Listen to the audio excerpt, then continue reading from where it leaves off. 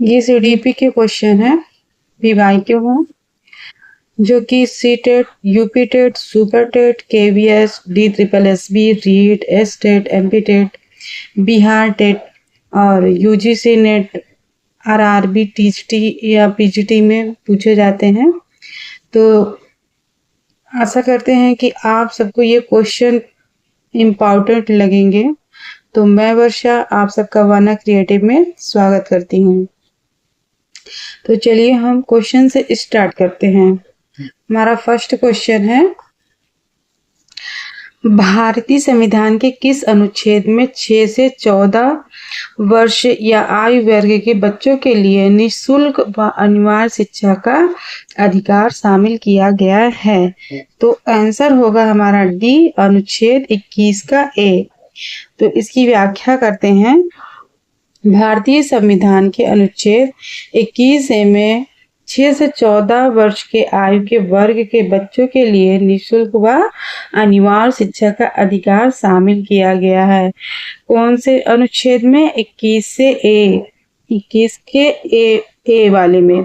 और 6 से कितने वर्ष के बच्चे तक? 6 से 14 आयु के वर्ग के बच्चों के लिए क्या किया गया है? निःशुल्क व अनिवार्य शिक्षा का अधिकार शामिल है। नेक्स्ट क्वेश्चन है, क्रिस्मर ने व्यक्तित्व का निम्न में से किस प्रमुख प्रकार में वर्गीकृत किया है? तो यहाँ पे ऑप्शन उपयुक्त सभी। इसकी व्याख्या करते हैं। कृशकाय, दुर्बल, सुडोलकाय, गोलकाय। क्रिस्मर ने शरीर रचना की दृष्टि से व्यक्तित्व को 3 भागों में विभक्त किया है। फर्स्ट है लंबकाय, या लंबकाय को कृशकाय कहते हैं, सुडोलकाय को पुष्टकाय कहते हैं और गोलकाय को स्थूलकाय कहते हैं। फिर से एक बार देख लेते हैं।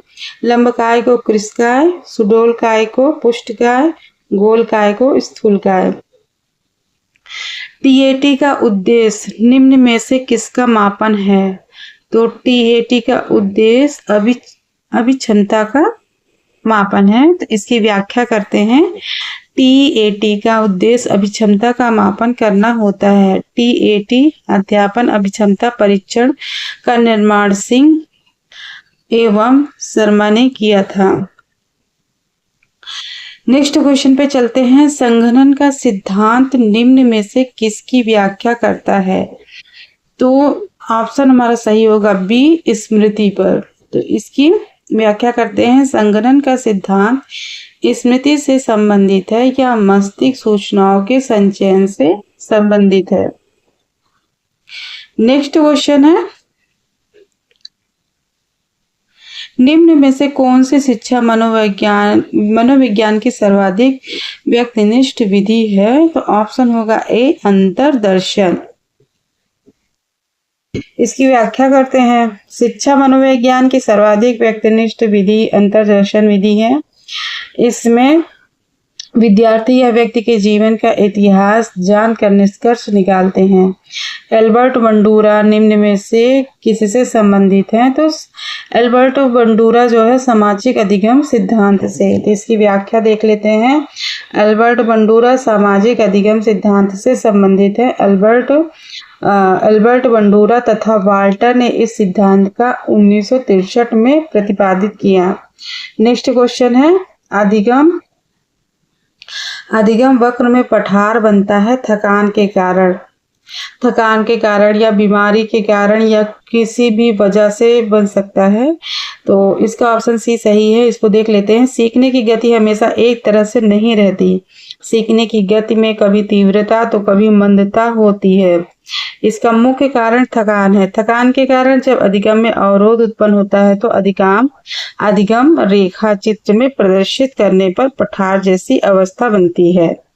तो नेक्स्ट क्वेश्चन है, दर्पण चित्र परीक्षण किसको मापने हेतु प्रयुक्त होता है? तो ये ऑप्शन बी सही है, अधिगम अंतरण। दर्पण चित्र परीक्षण अधिगम अंतरण को मापने हेतु प्रयुक्त होता है। नेक्स्ट क्वेश्चन है, क्लाउड पिक्चर टेस्ट निम्न में से किसके मापन में प्रयुक्त होता है?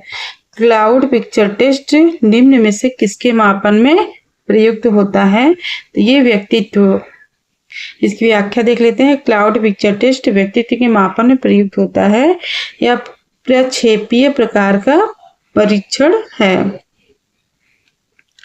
नेक्स्ट क्वेश्चन है, निम्न में से कौन सा शेष से भिन्न है? तो यहाँ पर रेवेन का परीक्षण, इसकी व्याख्या करते हैं। TAT-16 या 16 PF तथा ड्राइमैन परीक्षण व्यक्तित्व परीक्षण है, जबकि रेवेन का परीक्षण अशाब्दिक परीक्षण है, क्योंकि रेवेन का परीक्षण क्या है? अशाब्दिक परीक्षण है। तो नेक्स्ट इसमें देख लेते हैं 7, 8, 9, 10, 11, 12 की माध्यिका क्या है? तो माध्यिका निकालने के लिए n/10 का हम लोग फार्मूला लगाते हैं, तो उसमें आएगा 9.5वां पद। तो नेक्स्ट क्वेश्चन है, सूझ या अंतर्दृष्टि के सिद्धांत का प्रतिपादन किसने किया? तो आंसर होगा गेस्टाल्टवादी मनोवैज्ञानिक ने। तो इसकी व्याख्या करते हैं। अधिगम से संबंधित सूझ या अंतर्दृष्टि सिद्धांत का प्रतिपादन गेस्टाल्टवादी मनोवैज्ञानिक ने किया, जिसमें वोल्फगैंग कोहलर तथा कुर्ट कोप्पा प्रमुख हैं। तो नेक्स्ट क्वेश्चन है, मैकडूगल के अनुसार प्रत्येक मूल प्रवृत्ति से संबंध होता है। तो मैकडूगल के अनुसार प्रत्येक मूल प्रवृत्ति से संबंध होता है तो वो संवेग है। तो इसकी व्याख्या करते हैं। मैकडूगल के अनुसार संवेग प्रत्येक मूल प्रवृत्ति से संबंध होता है। 14 मूल प्रवृत्तियों के 14 ही संवेग हैं, जैसे भय, क्रोध, घृणा, वात्सल्य, करुणा, कामुकता आदि।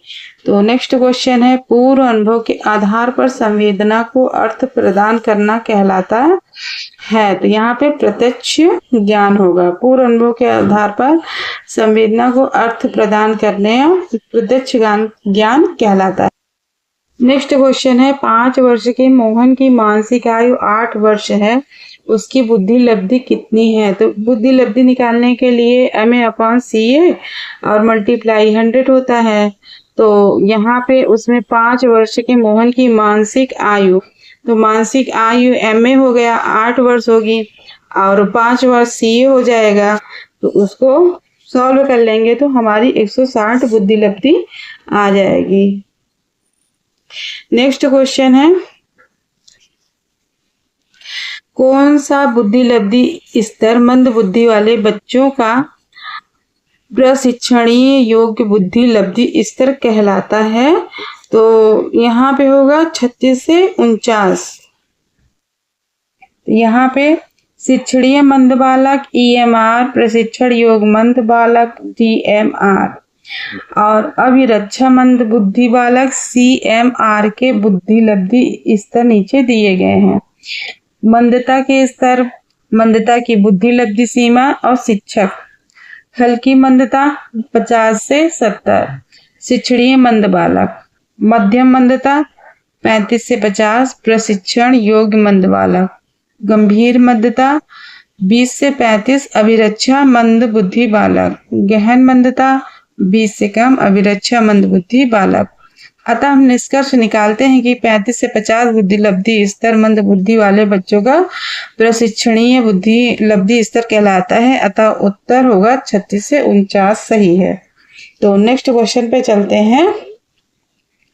रोसांक इंक ब्लड टेस्ट का प्रयोग, इंक ब्लड टेस्ट का प्रयोग निम्न में से किसके मापन हेतु किया जाता है? तो यहाँ पर व्यक्तित्व के लिए रोसांक इंक ब्लड टेस्ट का प्रयोग व्यक्तित्व मापन हेतु किया गया है। यह एक प्रक्षेपीय विधि है। इसका निर्माण हरमन रोशा ने 20वीं शताब्दी के प्रारंभिक वर्षों में किया था। तो नेक्स्ट क्वेश्चन है, निम्न में से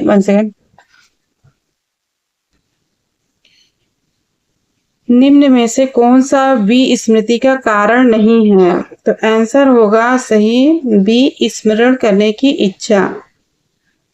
इसी व्याख्या कर लेते हैं। विस्मृति या विस्मरण सीखने में कमी, मानसिक द्वंद तथा सीखने की दोषपूर्ण विधियों के कारण होता है।